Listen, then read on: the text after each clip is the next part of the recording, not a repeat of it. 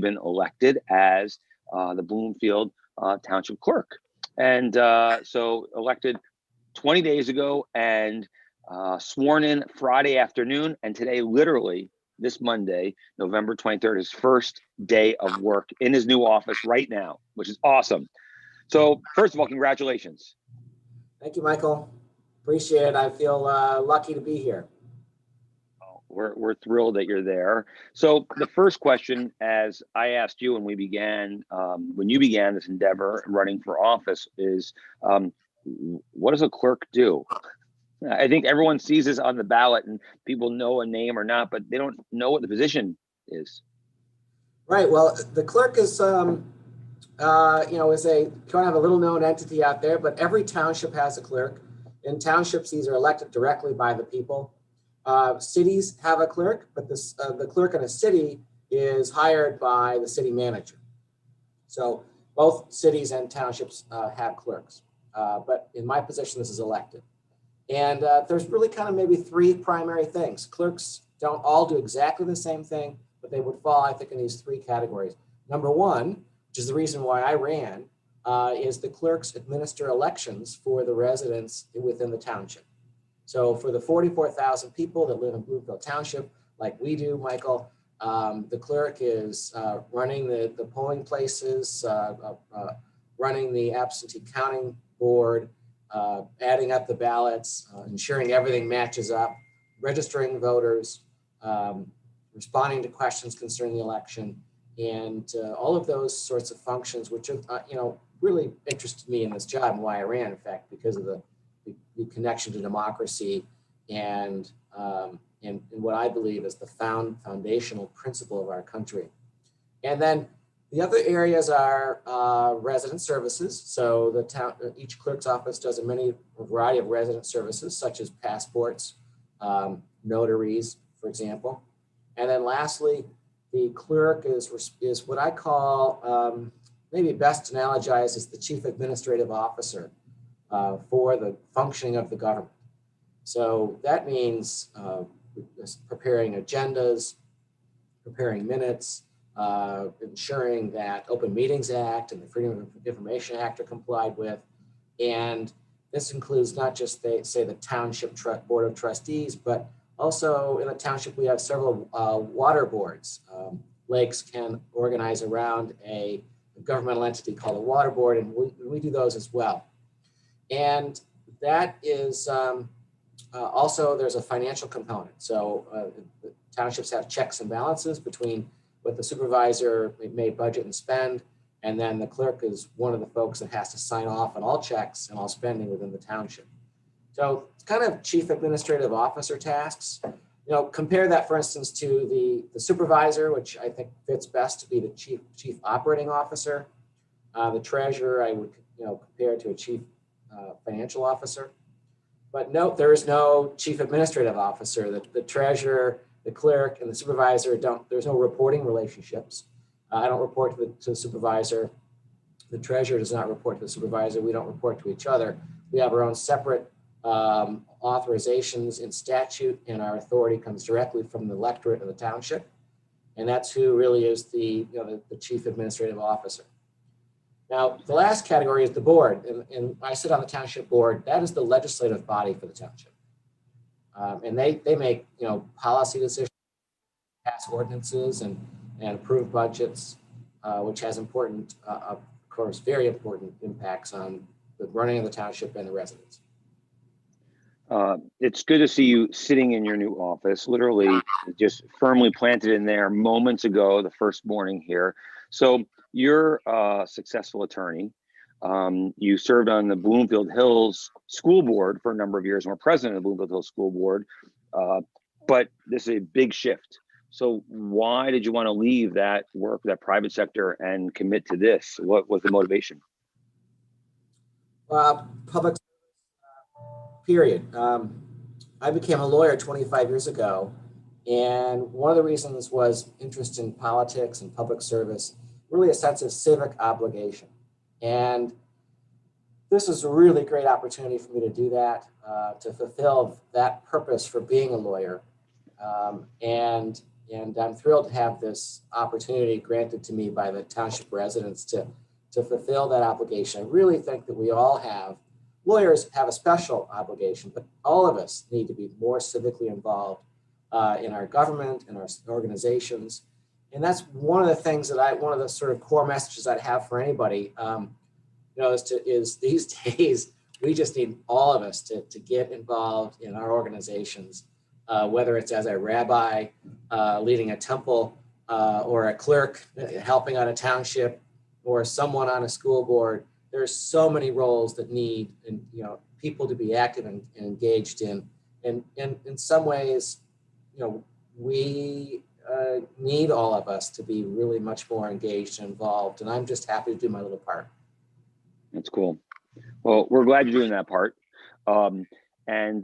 So what are your big goals? I mean, you're jumping into this role here. You're fulfilling, someone who's an incumbent who was retiring or leaving the position. So it's an empty position. You came in with a agenda, a hope of what you wanted to accomplish. So what are your goals right now? Well, primarily is to run a very transparent and open organization, top.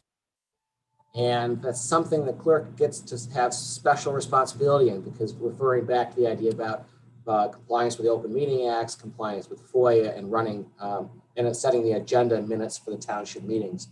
I want this township to be as transparent as possible, accessible to anybody that wants to learn what's happening here. And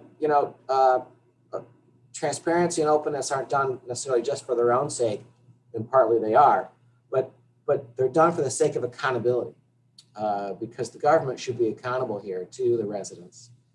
Honestly, well, all of our attention is focused on Washington or Lansing. The governmental services that we really value and that make a difference in our life are the ones that are delivered locally by our school boards, our library boards, our township boards. And so we're really here, as Jan would say, to be at your service. Jan Roncelli, who retired from this position and who done a fabulous job as clerk. Because we really are. We're here, the township total is here to serve the community, and we're here to be at your service.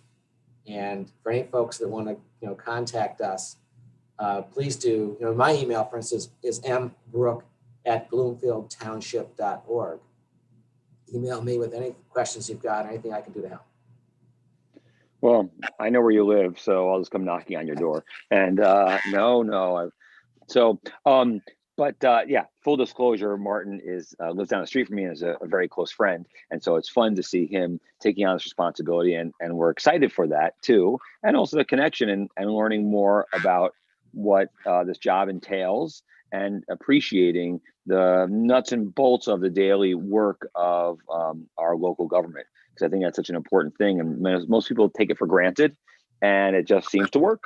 And we're happy with that. We get our garbage collected. We get whatever is needed is taken care of.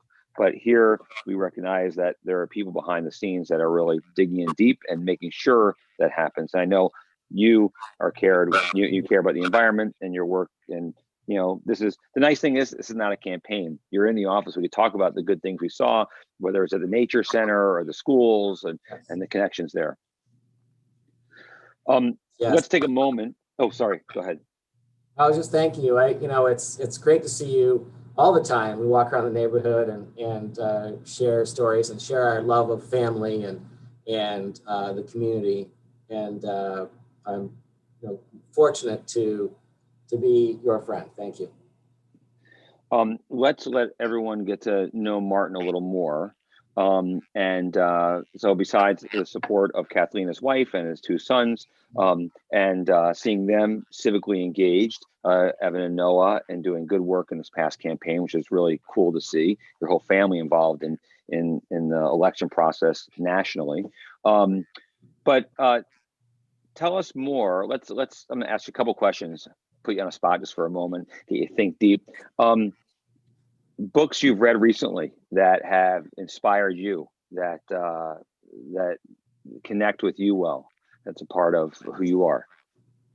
Well, I read it often because it's easy to read, but One of my favorite books is honestly The Little Prince, and its significance for relationships, for family, for openness. It's a short little story. It's been around, maybe approaching 100 years now, and it's seen oftentimes as a children's story. I think it's really deeper than that, and I enjoy the meaning behind it about openness, about sometimes the frivolity of adult life, and the things that we get wrapped up in, and we lose just the overall of living. It's a nice little reminder for those sorts of lessons.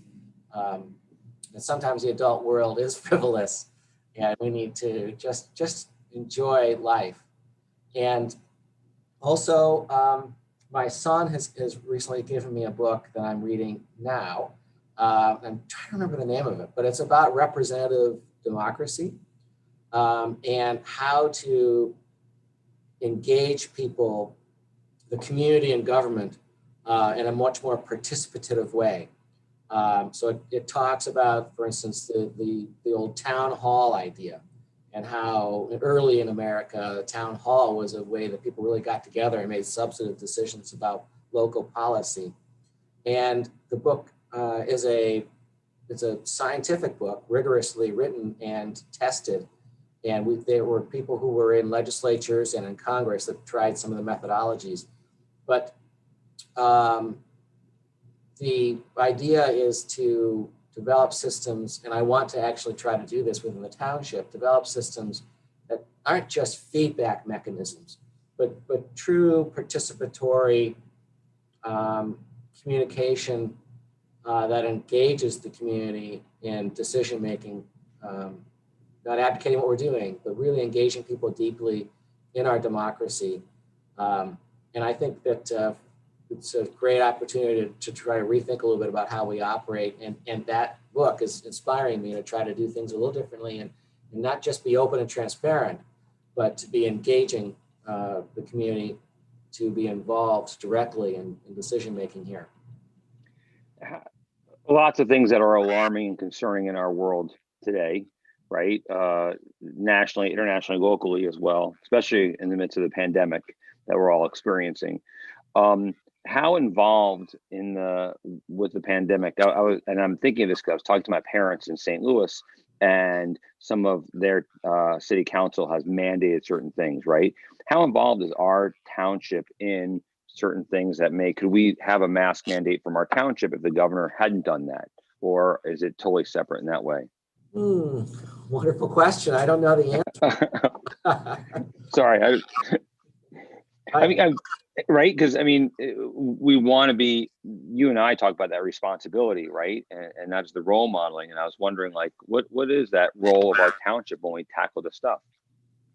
Right. Well, role modeling for sure. You might notice that the swearing in occurred on Friday. We did it outside. We did it with our masks on. We did it social distancing. And that really, that modeling is important. It's lacking in some places, and it really has to be reinforced. Modeling is influential. The township is still open and providing services that we always provided, but the offices are closed except for appointment. So there's an effort to try to maintain safety and safe distancing and social distancing and mask wearing, and also provide services. So folks who can work from home are asked to work from home right now. Someone was yelling to me from the other side of the house. Sorry. Well, look, Brian just let me know. Thank you, Brian Fishman, for being behind the scenes. That we're already at 9:15, and this is a taste of things to think about. So let's end with our thoughts about Thanksgiving right now. And I don't know if you get to represent the township, but a Thanksgiving message that you can give to our community that's important for us to hear. I turn back to you, Martin. Well, on my own behalf, our families are going to miss each other desperately. We will not be in person, but we will be using tools like Zoom to connect. And we're thankful for the existence of these kinds of tools, because what's most important is that everyone is safe and we tackle this virus and hopefully conquer it in the coming year. Yeah. So be safe and happy Thanksgiving. Thank you. No doubt. I mean, my Thanksgiving will be four of us, Nathan, Ellie, Leslie, and me around the table. Asher's in Israel, but we're not gathering with the family and friends that we often are with on holidays or times like this too.